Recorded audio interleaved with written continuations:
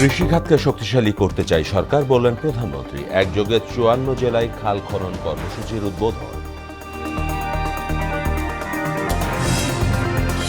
ঈদ যাত্রায় চাপ বাড়ছে সড়ক রেলপথে, অতিরিক্ত ভাড়া আদায়ে কঠোর ব্যবস্থা, হুঁশিয়ারি মন্ত্রী। গণপরিবহনে পর্যাপ্ত জ্বালানি সরবরাহের দাবি। জাতীয় ঈদগাহে ঈদ উল ফিতরের প্রধান জামায়াতে সকাল ৮:৩০টায় পবিত্র শবে কদর আজ। রাতভর ইবাদতে মশগুল থাকবেন মুসল্লিরা। এবং হরমুজ প্রণালীতে স্মার্ট নিয়ন্ত্রণ ব্যবস্থা চালু করেছে ইরান, দখল নিতে মরিয়া যুক্তরাষ্ট্র। আন্তর্জাতিক জোট গঠনের উদ্যোগ ট্রাম্পের।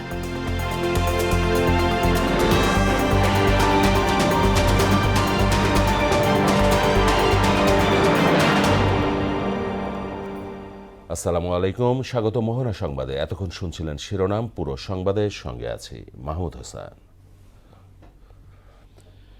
বিএনপি মানুষের ভাগ্য উন্নয়নে কাজ করছে জানিয়ে প্রধানমন্ত্রী তারেক রহমান বলেন, কৃষিকে অর্থনৈতিক ভিত্তির ওপর দাঁড় করানো তাদের লক্ষ্য। ২০ কোটি মানুষের খাদ্যের যোগান দিতে উৎপাদন বাড়ানোই গুরুত্ব দেন তিনি।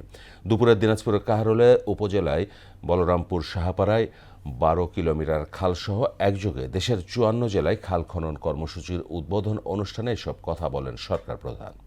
আরও জানাচ্ছেন হুমায়ুন কবির।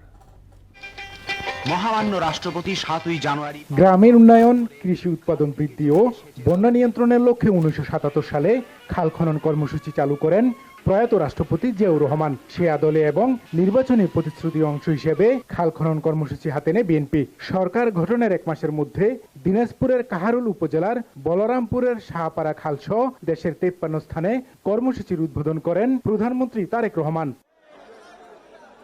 বলরামপুরে আয়োজিত জনসভা অংশ নিয়ে প্রধানমন্ত্রী জানান, বিএনপি সাধারণ মানুষের ভাগ্য উন্নয়নে কাজ করে। ২০ কোটি মানুষের খাদ্যের যোগান দিতে উৎপাদন বাড়ানোর বিকল্প নেই।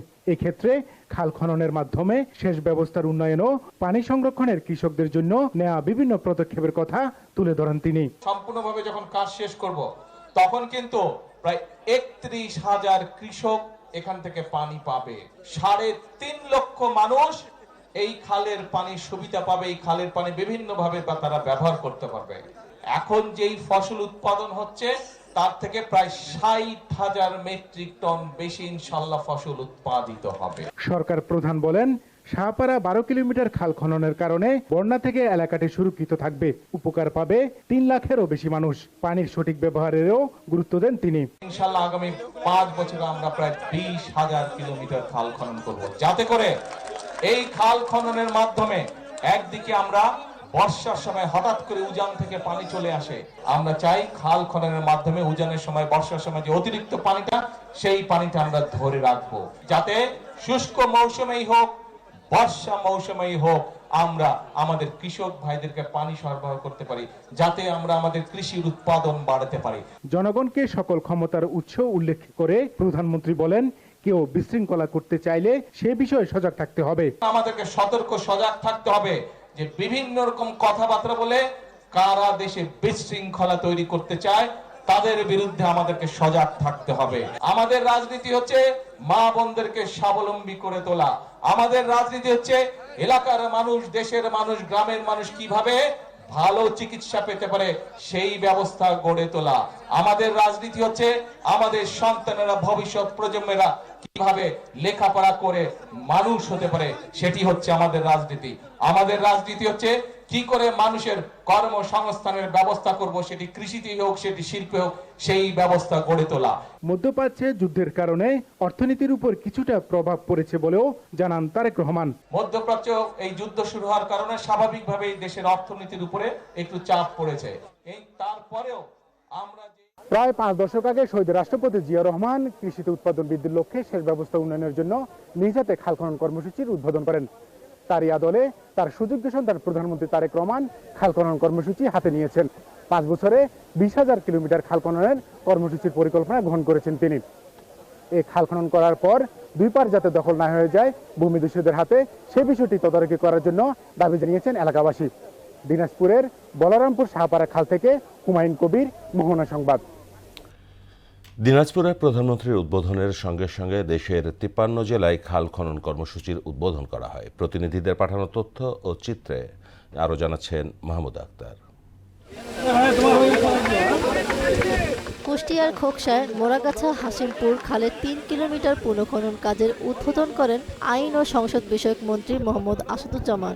দুপুরে খোকসা উপজেলার মোরাগাছায় খাল খনন কর্মসূচিতে অংশ নিয়ে তিনি বলেন, বিএনপির নির্বাচনী ইশতেহারে ঘোষিত প্রতিশ্রুতির অংশ হিসেবে এই উদ্যোগ নেওয়া হয়েছে। আমাদের মাননীয় প্রধানমন্ত্রী ঘোষিত কর্মসূচি আগামী 5 বছর আমরা 20,000 কিলোমিটার নদী, খাল, বিল এগুলো খনন করব। দেশব্যাপী নদীনালা, খাল ও জলাধার খনন ও পুনঃখনন কর্মসূচির অংশ হিসেবে মানিকগঞ্জের দৌলতপুরে খাল খনন কাজের উদ্বোধন করেন বেসামরিক বিমান পরিবহন ও পর্যটন মন্ত্রণালয়ের মন্ত্রী আফরোজা খানম রীতা। নওগাঁর নিয়ামতপুর উপজেলার শ্রীমন্তপুর ইউনিয়নের বেল্লাতা খাল পুনঃখনন কর্মসূচির উদ্বোধন করেন ভূমিমন্ত্রী জনাব মিজানুর রহমান মিনু। ফেনীর দাগভূইয়ার দাদনার খাল এর পুনঃখনন কাজের উদ্বোধন করেন বন ও পরিবেশ মন্ত্রী আব্দুল আওয়াল মিন্টু। দুপুরে পিরোজপুরের ভান্ডারিয়ার ভুবনেশ্বর ব্রিজ সংলগ্ন মোল্লার খাল পুনঃখনন কাজের উদ্বোধন করেন গৃহায়ন ও গণপূর্ত মন্ত্রণালয়ের প্রতিমন্ত্রী আহমেদ সোহেল মঞ্জুর। কেরানীগঞ্জে খারাকান্দি খাল 4.61 কিলোমিটার পুনঃখনন কাজ উদ্বোধন করেন ঢাকা 2 আসনের সংসদ সদস্য আমানুল্লাহ আমান। বরিশালের গৌরনদী উপজেলায় কুতুবপুর খালের পুনঃখনন কাজের উদ্বোধন করেন তথ্য ও সম্প্রচার মন্ত্রণালয়ের মন্ত্রী জহিরুদ্দিন স্বপন। খাল উদ্বোধনের ক্ষেত্রে জনগণের কাছে একটা প্রশ্ন বারবার আসে, বিএডিসির কর্মকর্তাদেরকে আমি এ ব্যাপারে একটু সজাগ থাকতে বলবো। খাল খননের উৎসস্থল থেকে এর শেষ বিন্দু পর্যন্ত পানি প্রবাহ নিশ্চিত করতে হবে। কিশোরগঞ্জের নিকলির আরিবিল খাল খনন কাজের উদ্বোধন করেছেন বস্ত্র ও পাট মন্ত্রণালয়ের প্রতিমন্ত্রী মোহাম্মদ শরীফুল আলম। বগুড়ার শিবগঞ্জ উপজেলার বুড়িগঞ্জ ইউনিয়নের বিলহামরা খাল খননের উদ্বোধন করেন স্থানীয় সরকার পল্লী উন্নয়ন ও সমবায় প্রতিমন্ত্রী মীর শাহে আলম। এদিকে জয়পুরহাটে খাল খনন কর্মসূচির উদ্বোধন করেছেন জনপ্রশাসন প্রতিমন্ত্রী আব্দুল বারী।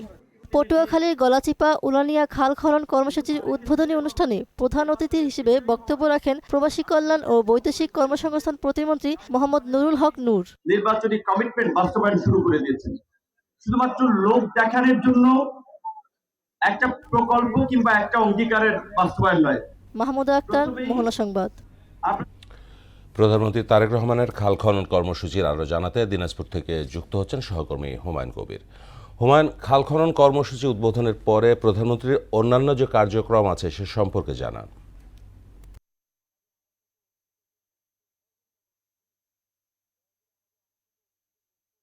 মাহমুদ, কিছুক্ষণের মধ্যে দিনাজপুর জেলা বিএনপির আয়োজনে সুধী সমাবেশে অংশ নেবেন প্রধানমন্ত্রী তারেক রহমান। এর মধ্যে বিভিন্ন কিন্তু দিনাজপুরে যে বড় মাঠটি আছে সেখানে কিন্তু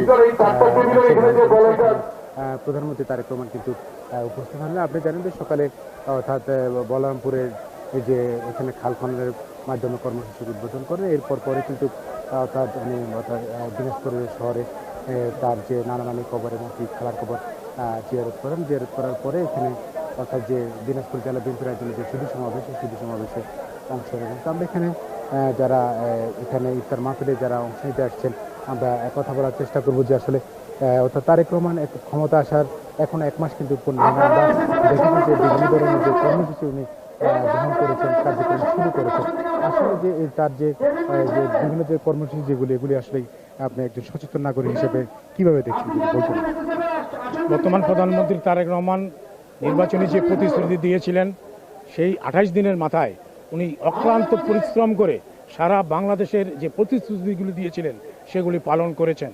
তার মধ্যে ফ্যামিলি কার্ড উনি এই ঈদের আগেই অনেক উপজেলায় ফ্যামিলি কার্ড বিতরণ করেছেন।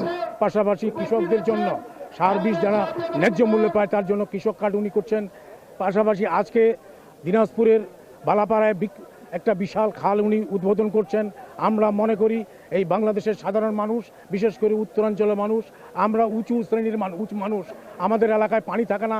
এই খাল খনন করলে আমাদের এলাকায় পানি থাকবে এবং এই পানি দিয়ে আমরা শুষ্ক মৌসুমে, শীত মৌসুমে এই পানি দিয়ে আমরা আবাদ করতে পারবো। তাই বাংলাদেশের সচেতন নাগরিক হিসাবে আমরা মনে করি এই খাল কাটা কর্মসূচি আমাদের দেশের জন্য মঙ্গল বয়ে আনবে, কল্যাণ বয়ে আনবে। আসসালামু আলাইকুম।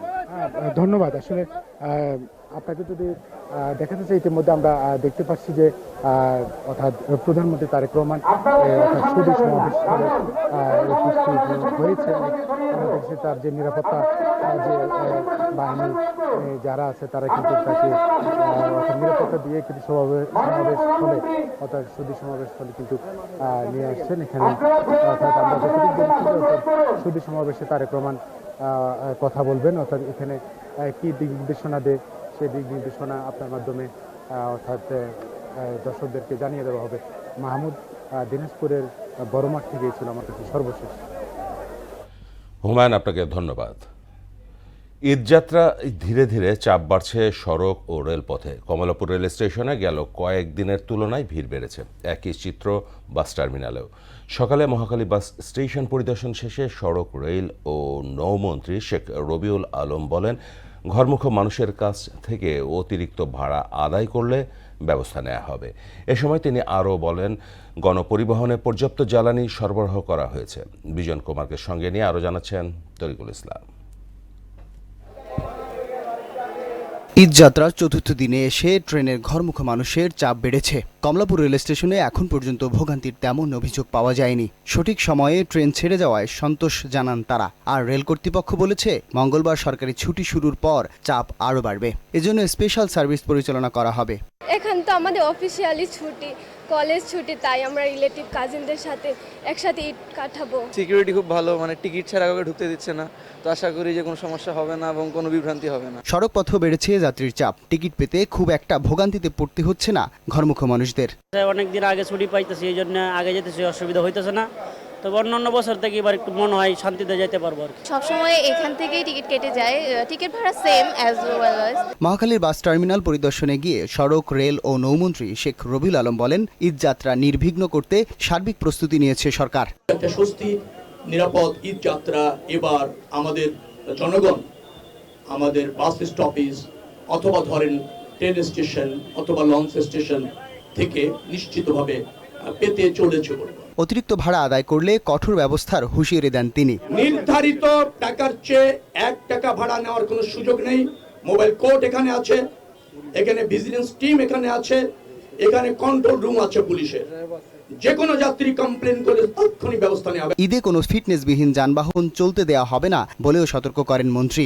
ফিটনেসবিহীন গাড়ি চলা আমরা সম্পূর্ণভাবে নিষিদ্ধ এবং নিরুৎসাহিত করছি। গণপরিবহনে পর্যাপ্ত জ্বালানি নিশ্চিত করা হয়েছে। তরিকুল ইসলাম, মোহনা সংবাদ, ঢাকা। দর্শক, ঈদ বাজারে বেড়েছে ক্রেতা বিক্রেতার আনাগোনা এবং সেই ক্ষেত্রে আমাদের জানাচ্ছেন ঈদ বাজারের পরিস্থিতি জানাতে আমাদের সঙ্গে যুক্ত হচ্ছে নাজমুল ইসলাম। নাজমুল, ঈদ বাজারের সবশেষ পরিস্থিতি আমাদের জানাবেন।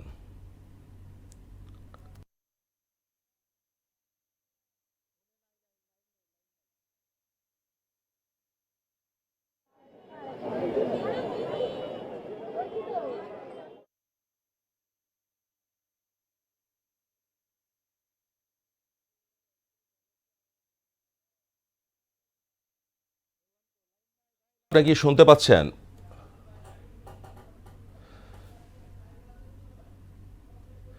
নাজমুল, ঈদ বাজারের সবশেষ পরিস্থিতি কেমন দেখছেন জানাবেন। মাহবুব, এই মুহূর্তে আমি রয়েছি মিরপুর রয়েছে, আর মাত্র কদিন বাকি, তারপরেই কিন্তু মুসলমানদের সবচেয়ে বড় যে ধর্মীয় উৎসব পবিত্র ঈদ উল ফিতর সেটি অনুষ্ঠিত হবে। এবং আজ থেকে কিন্তু সরকারি যে অফিসগুলো ছিল সেটি কিন্তু আজকে শেষ কর্মদিবস ছিল, অর্থাৎ কাল থেকেই কিন্তু ঈদের যে ছুটি সেটি শুরু হবে এবং শেষ মুহূর্তের যে কেনাকাটা সেটি কিন্তু জমে উঠেছে। আপনারা দেখতেই পাচ্ছেন, উপচে পড়া ভিড় কিন্তু লক্ষ্য করা যাচ্ছে। এই যে ফুটপাতের যে মার্কেটগুলো রয়েছে, এখানে মানুষজন আসছে এবং তাদের প্রিয়জনদের জন্য পছন্দের যে জিনিসগুলো রয়েছে, যে কাপড়গুলো রয়েছে, সেই কাপড়গুলো তারা কিনে নিয়ে যাচ্ছে। এবং এখানে এক ধরনের যে জমজমাট একটি ঈদ বাজার সেটি কিন্তু হচ্ছে। এর আগে আমরা বিভিন্ন অভিজাত যে মার্কেটগুলো রয়েছে সেসব অভিজাত মার্কেটগুলোতে গিয়েছিলাম, সেসব মার্কেটগুলোতে কিন্তু ক্রেতাদের উপচে পড়া ভিড় আমরা লক্ষ্য করেছি। এবং ফুটপাতের যেসব বাজারগুলোতে আমরা দেখেছি, সেই সব ফুটপাতের বাজারগুলোতেও কিন্তু ক্রেতাদের একটি উপচে পড়া ভিড় লক্ষ্য করা যাচ্ছে। তো শেষ মুহূর্তের যে কেনাকাটা, শেষ মুহূর্তের কেনাকাটা তারা সেরে নিচ্ছেন, যেহেতু আর কদিন বাদেই যে ঈদ অনুষ্ঠিত হবে এবং ঈদ উপলক্ষে প্রিয়জনদের জন্য এবং নিজেদের জন্য মানুষজন যে ঈদের যে পোশাকগুলো রয়েছে, ঈদের যে কেনাকাটাগুলো রয়েছে সেগুলো কিন্তু তারা সেরে নিচ্ছেন। এখানে পোশাকের পাশাপাশি বিভিন্ন ধরনের আইটেম কিন্তু রয়েছে। এখানে আমরা জুতো দেখতে পাচ্ছি, কসমেটিক কালেকশন দেখতে পাচ্ছি এবং শিশুদের কাপড়ও কিন্তু আমরা দেখতে পাচ্ছি। অর্থাৎ ঈদের যে সমস্ত জিনিসগুলো প্রয়োজন হয়, নিত্য প্রয়োজনীয়, সেই সব জিনিসগুলো কিন্তু এখানে পসরা সাজিয়ে রাখা হয়েছে এবং মানুষজন তাদের পছন্দের জিনিসগুলো কিনে নিয়ে যাচ্ছেন। যেহেতু ঈদের ছুটি শুরু হয়ে গেছে, অর্থাৎ মানুষ শেষ মুহূর্তের কেনাকাটা সেরে তারা কিন্তু তাদের নারীর টানে তারা বাড়ি ফিরবেন এবং তাদের প্রিয়জনদের জন্য জিনিসপত্র কিনে নিয়ে তারা বাড়িতে গিয়ে তারা ঈদ করবেন। আপনারা জানেন যে 3 কোটির মতো মানুষ কিন্তু এই রাজধানী ঢাকাতে বসবাস করে এবং এই 1.5 কোটিরও বেশি মানুষ ঢাকা ছেড়ে চলে যায়। যেহেতু ঈদের ছুটি কালকে থেকে শুরু হবে এবং মানুষজন তাদের শেষ মুহূর্তে যে কেনাকাটা সেটি সেরে নিচ্ছেন এবং তারা সেই কেনাকাটা করেই তারা তাদের যে প্রিয়জন, সেই প্রিয়জনের উদ্দেশ্যে অর্থাৎ নারীর টানে তারা বাড়ি ফিরবেন, তাদের প্রিয়জনের জন্য গিফট এবং যে ঈদের পোশাক সেটি কিনে নিয়ে যাচ্ছেন। তো মাহবুব, এই ছিল আমার কাছে ঈদ কেনাকাটার সর্বশেষ খবর। নাজমুল, আপনাকে ধন্যবাদ। নারী ভোটার ও প্রার্থীর সংখ্যা বাড়াতে কমিশন কাজ করছে বলে জানিয়েছেন প্রধান নির্বাচন কমিশনার AMM নাসির উদ্দিন। নির্বাচন ভবনে বিশ্ব নারী দিবসের অনুষ্ঠানে তিনি একথা বলেন। জুলাই গণঅভ্যুত্থানের মতো দেশের আর্থসামাজিক উন্নয়নে নারীদের এগিয়ে আসার আহ্বানও জানান CEC। MR আসাদের রিপোর্ট। নির্বাচন প্রক্রিয়া নিশ্চিত করতে সহায়তা করেছে। বিশ্ব নারী দিবস উপলক্ষে নির্বাচন ভবনে আলোচনা সভার আয়োজন করে United Nations Development Programme UNDP। এতে সংস্থাটির আবাসিক প্রতিনিধি স্টিফেন লিলার, CEC ও কমিশনাররা অংশ নেন। নির্বাচন কমিশনাররা জানান, রাজনৈতিক ইতিবাচক সংস্কৃতি চালুর সুযোগ নিয়ে সিটি নির্বাচনে নারী প্রার্থীর সংখ্যা বাড়াতে হবে। আমি ব্যক্তিগতভাবে বিশ্বাস করি যে রাজনৈতিক যে সংস্কৃতি, এটি মনে হয় সামনের দিকে একটা ইতিবাচক ধারায় পরিচালিত হতে যাচ্ছে। গত আপিল শোনানোর সময় বেসিক ডিসকোয়ালিফিকেশন না থাকলে অন্যান্য 1% কোনো নির্বাচন মহিলাকে বাদ দেওয়া হয়েছে আমার জানা নেই। CEC বলেন, জুলাইয়ের অভ্যুত্থানে অবদানের মতো নির্বাচন প্রক্রিয়ায় ভূমিকা রাখবে নারীরা।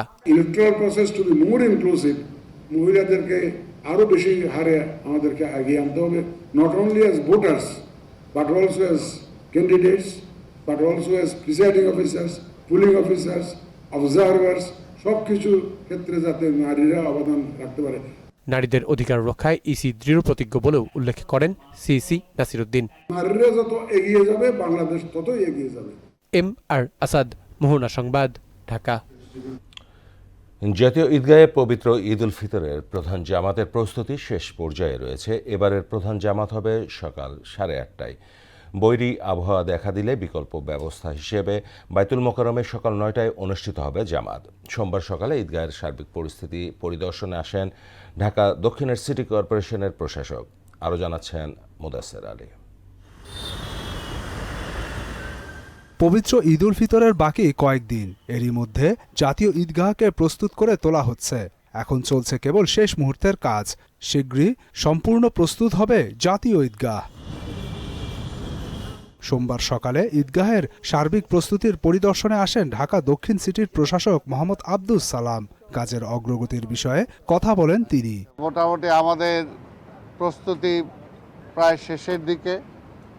আমরা আশা করি যে আর যে 2-1 দিন সময় আছে, এর মধ্যে আমরা সম্পূর্ণভাবে প্রস্তুতি গ্রহণ করতে পারবো। যেহেতু গরম পড়ে গেছে, আমরা শীতাতপ নিয়ন্ত্রণের ব্যবস্থা রাখার জন্য চেষ্টা করব। পর্যাপ্ত ফ্যান এবং যেহেতু প্যান্ডেল করা হয়েছে, যে দিনের বেলাও সকালের বেলাও লাইটের ব্যবস্থা আমাদের থাকবে। অজুখানার ব্যবস্থা থাকবে, যারা অজু ছুটে যাবে বা অজু করতে চান তাদের জন্য ব্যবস্থা থাকবে। বাই চান্স যদি কেউ কোনো অসুস্থ হয়, তাহলে প্রাথমিক চিকিৎসা দেওয়ার একটা ব্যবস্থা এখানে আমাদের থাকবে। এই মাঠেই নামাজ আদায় করবেন রাষ্ট্রপতি ও প্রধানমন্ত্রী, তাই নিরাপত্তা নিশ্চিতের বিষয়টি তুলে ধরেন আব্দুস সালাম। নিরবিচ্ছিন্ন নিরাপত্তার ব্যবস্থা এখানে থাকবে।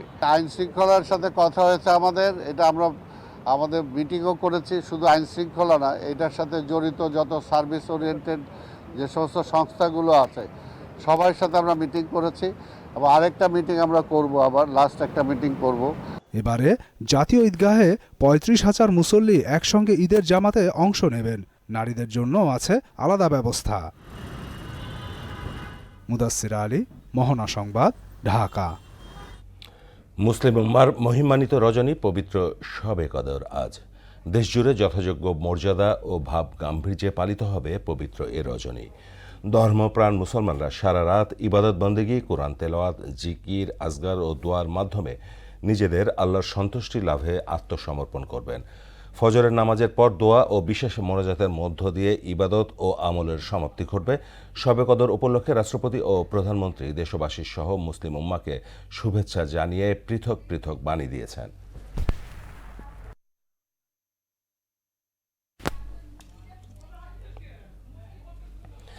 হরমুজ প্রণালী বন্ধ নয়, স্মার্ট নিয়ন্ত্রণ ব্যবস্থা চালু করা হয়েছে বলে দাবি করেছে ইরান। এর আওতায় যুক্তরাষ্ট্র, ইসরায়েল ও তাদের মিত্র দেশগুলোর জাহাজ চলাচলে সীমাবদ্ধতা আরোপের কথাও বলছে দেশটি। এর প্রভাব ইতোমধ্যে পড়তে শুরু করেছে বৈশ্বিক জ্বালানি বাজারে। এই পরিস্থিতিতে হরমুজ প্রণালী নিয়ন্ত্রণে আন্তর্জাতিক জোট গঠনের উদ্যোগ নিয়েছেন ডোনাল্ড ট্রাম্প। বিস্তারিত প্রিয়াঙ্কা নিতুর ডেস্ক রিপোর্টে। হরমুজ প্রণালী পুরোপুরি বন্ধ করা হয়নি বলে দাবি করেছে ইরান। তেহরানের ভাষ্য অনুযায়ী তারা সেখানে স্মার্ট নিয়ন্ত্রণ চালু করেছে। সব জাহাজের জন্য নয়, বরং যুক্তরাষ্ট্র, ইসরায়েল এবং তাদের মিত্র দেশগুলোর জাহাজ চলাচলে সীমাবদ্ধতা আরোপ করা হয়েছে। এদিকে হরমুজ প্রণালীতে নিজেদের নিয়ন্ত্রণ প্রতিষ্ঠায় আন্তর্জাতিক জোট গঠনের চেষ্টা করছেন মার্কিন প্রেসিডেন্ট ডোনাল্ড ট্রাম্প। তিনি বিভিন্ন মিত্র দেশকে এই জোটে যোগ দেওয়ার জন্য চাপ দিচ্ছেন। তবে ট্রাম্পের আহ্বান সত্ত্বেও অস্ট্রেলিয়া জানিয়েছে তারা সেখানে যুদ্ধজাহাজ পাঠাবে না। একই সিদ্ধান্ত জানিয়েছে জাপানও। উভয় দেশ বলছে তারা পরিস্থিতি নিবিড়ভাবে পর্যবেক্ষণ করছে এবং নিজস্ব আইন কাঠামোর মধ্যে থেকে করণীয় পর্যালোচনা করছে। এদিকে ইরান ইস্যুর কারণে শি জিনপিং এর সঙ্গে নির্ধারিত বৈঠক পিছিয়ে যেতে পারে বলে ইঙ্গিত দিয়েছে ট্রাম্প। তিনি বলেন, হরমুজ প্রণালী স্বাভাবিক রাখতে চীনকেও ভূমিকা রাখতে হবে, কারণ ওই অঞ্চল থেকেই চীন তার প্রায় ৯০% তেল সরবরাহ পায়। একই সঙ্গে ট্রাম্প জানিয়েছেন প্রণালীতে নিরাপত্তা নিশ্চিত করতে অন্তত ৭টি দেশের সঙ্গে আন্তর্জাতিক টহল বা পুলিশিং ব্যবস্থা গঠনের বিষয়ে আলোচনা চলছে। তিনি সতর্ক করে বলেন, এই উদ্যোগে কোন দেশ যুক্তরাষ্ট্রের পাশে দাঁড়াচ্ছে আর কারা এড়িয়ে যাচ্ছে তা তিনি গভীরভাবে পর্যবেক্ষণ করবেন। চলমান যুদ্ধের কারণে বিশ্বজুড়ে তেলের বাজারে আগুন লেগেছে। আন্তর্জাতিক বাজারে দাম সর্বোচ্চ পর্যায়ে পৌঁছেছে। তেলের এই সংকটে বৈশ্বিক খাদ্যাভাব ও মুদ্রাস্ফীতির আশঙ্কা দেখা দিচ্ছে। প্রিয়াঙ্কা নিতু, মোহনা সংবাদ। নির্বাচনী ইস্তেহার অনুযায়ী শিক্ষা খাতের প্রতিশ্রুতি বাস্তবায়নের চেষ্টা করছে সরকার। আগামী ৬ মাসের মধ্যে অনেক প্রকল্পের পাইলটিং শুরু করা হবে বলে জানিয়েছেন প্রাথমিক ও গণশিক্ষা প্রতিমন্ত্রী ববি হাজ্জাজ। এছাড়া সরকার ৩ মাসের মধ্যে শিক্ষা কারিকুলামে পরিবর্তনে আনার চেষ্টা করছে বলে জানিয়েছেন প্রধানমন্ত্রীর উপদেষ্টা মাহাদি আমিন। রাজধানী গুলশানে নাগরিক প্ল্যাটফর্মের এক আলোচনা সভায় এসব কথা বলেন তারা।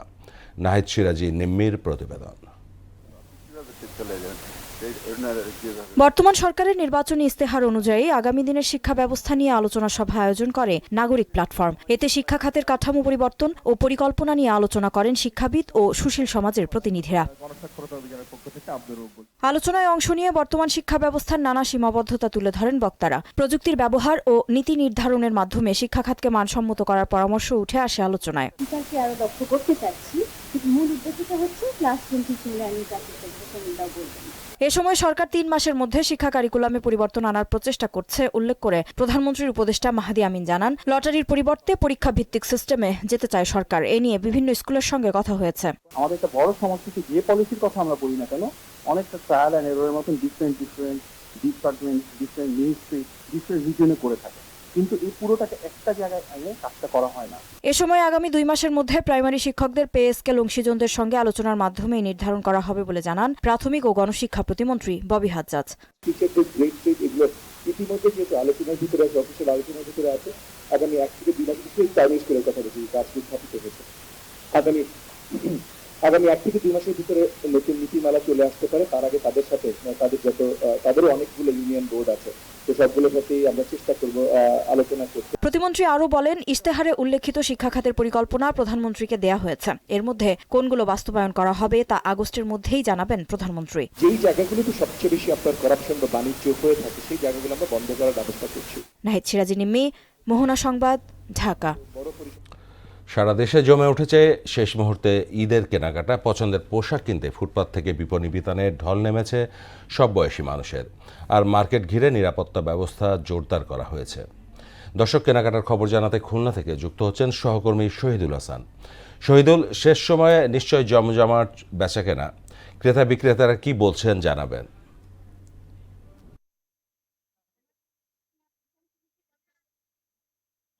ধন্যবাদ অলি। খুলনায় কিন্তু আর কয়েকদিন পরেই যে ঈদ রয়েছে সেই ঈদকে ঘিরে কিন্তু খুলনার মার্কেটগুলিতে বেচাকেনা কিন্তু জমজমাট ঘটেছে এবং ক্রেতাদের ভিড়ে কিন্তু বিক্রেতারা নাবিশ্বাস হওয়ার মতো অবস্থা। কারণ এই প্রত্যেকটা মার্কেটে কিন্তু প্রচন্ড ভিড় এবং যে ভিড়ের কারণে বিক্রেতারা অতিরিক্ত লোক থেকে কিন্তু এদের বিক্রয় কার্যক্রম চালাচ্ছেন এবং ক্রেতারা সকাল থেকে একেবারে গভীর রাত পর্যন্ত কিন্তু মার্কেটে ভিড় করছে। তবে ক্রেতারা এই মার্কেটে এসে কিন্তু তারা একটা অভিযোগ করছেন যে এইবার জিনিসপত্র কাপড়ের দাম কিন্তু অনেক বেশি চাচ্ছে বলে তারা অভিযোগ করছে। তবে বিক্রেতারা বলছে যে বর্তমান যে বাজার পরিস্থিতি অনুযায়ী কিন্তু তারা বেশি দাম চাচ্ছে না, তারা যে দামটাই ন্যায্য দাম সেটাই কিন্তু তারা ক্রেতাদের কাছে চাচ্ছে। এবং আমি যদি সার্বিক আইন শৃঙ্খলা পরিস্থিতির কথা বলি তাহলে সেক্ষেত্রে বলা যায় যে আমরা আজকে যে বাজার মালিক সমিতি আছেন সেই মালিক সমিতি এবং খুলনা চেম্বারের একজন ডিরেক্টর তাকের সাথে কথা বলেছি। সে বলেছে যে প্রথম দিকে যেহেতু খুলনাতে এই মার্কেটে একটি হত্যাকাণ্ড ঘটেছিল সেহেতু কিছুটা উদ্বেগ থাকলেও শেষের দিকে কিন্তু সেই উদ্বেগটা এখন আর নেই। কারণ পুলিশ এবং আইন শৃঙ্খলা বাহিনী কিন্তু যথেষ্ট নিরাপত্তার চাদরে কিন্তু এই মার্কেটগুলিতে ঢেকে রেখেছে এবং মার্কেটে তারা মানে ভালো ভাবেই কিন্তু তাদের সুষ্ঠুভাবে সাথে কিন্তু সবকিছু করতে পারছে। এবং জেলা প্রশাসকের সাথে আমরা কথা বলছি, তিনি বলেছেন যে সার্বিক পরিস্থিতি এবং ঈদকে সামনে রেখে এবং সার্বিকভাবে কিন্তু নিরাপত্তা বিষয়টা ভালো রয়েছে এবং ব্যবসায়ীরা কিন্তু নিরাপত্তার বিষয়ে কোনো অভিযোগ করেননি। তারা বলছেন ভালোভাবে তাদের করতে এবং তারা আশা প্রকাশ করছেন যে এইবার ঈদে তারা গত ঈদের চেয়েও বেশি বেচা কেনা করতে পারবেন এবং তাদের আশানুরূপ যে বেচা কেনার আশা তারা করেছিলেন সেটা কিন্তু করতে পারবেন। তবে এখানে বলে রাখি যে এখন এখানে কিন্তু ক্রেতাদের মধ্যে বেশি কিনতে দেখা যাচ্ছে যে পাঞ্জাবি, ছোটদের বাচ্চাদের কাপড় এবং মেয়েদের মধ্যে পার্স।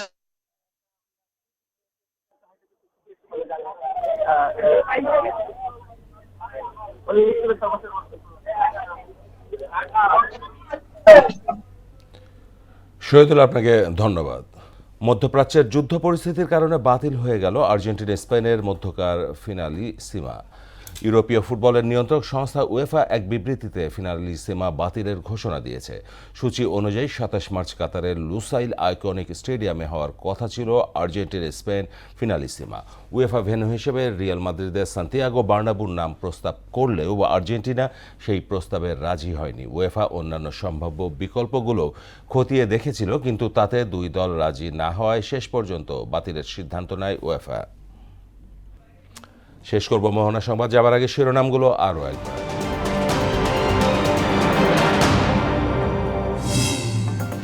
কৃষিখাতকে শক্তিশালী করতে চায় সরকার, বললেন প্রধানমন্ত্রী। একযোগে 54 জেলায় খাল খনন কর্মসূচির উদ্বোধন।